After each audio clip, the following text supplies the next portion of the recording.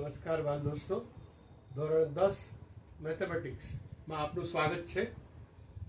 અત્રે ઓ કેન્દ્રિત એક નાનું વર્તુળ છે અને ઓ કેન્દ્રિત એક મોટું વર્તુળ છે. એનું કેન્દ્ર એક જ છે, એટલે સમકેન્દ્રીય વર્તુળો એને કહેવામાં આવે છે. ત્યારબાદ આ એક વર્તુળ છે એનું કેન્દ્ર ઓ છે, આ એક વર્તુળ છે એનું કેન્દ્ર બી છે અને કેન્દ્ર બંનેના જુદા જુદા છે, તો તેને વિષમ કેન્દ્રીય વર્તુળો કહેવામાં આવે છે. પણ આ બંને વર્તુળોનો સ્પર્શક બિંદુ એ છે. તેથી જો એમ કે બંનેની ત્રિજ્યાનો સરવાળો શોધો તો that is 3, that is 4, 3 plus 4 is equal to 7 centimeter. OB, length of OB is 7 centimeter.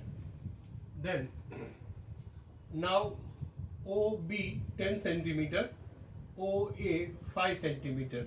તો તમને એમ કે આ બંને ત્રિજ્યાઓ છે, આ 5 સેન્ટીમીટર છે, આ 10 સેન્ટીમીટર છે.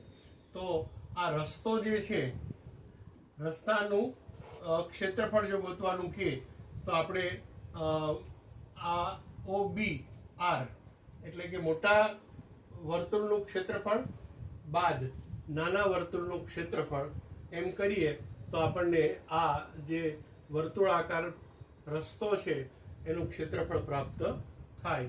કારણ કે OB છે એ ત્રિજ્યા છે 10 સેન્ટીમીટર, OA છે એ ત્રિજ્યા છે 5 સેન્ટીમીટર અને એક જ કેન્દ્ર હોવાથી સમકેન્દ્રીય વર્તુળો કહેવામાં આવે છે. અને આના કેન્દ્ર જુદા જુદા છે, એટલા માટે વિષમ કેન્દ્રીય વર્તુળો કહેવામાં આવે છે. ઇફ યુ લાઈક, પ્લીઝ બાળકો લાઈક કરજો અને જો ગમે તો સબસ્ક્રાઈબ કરજો. Thank you.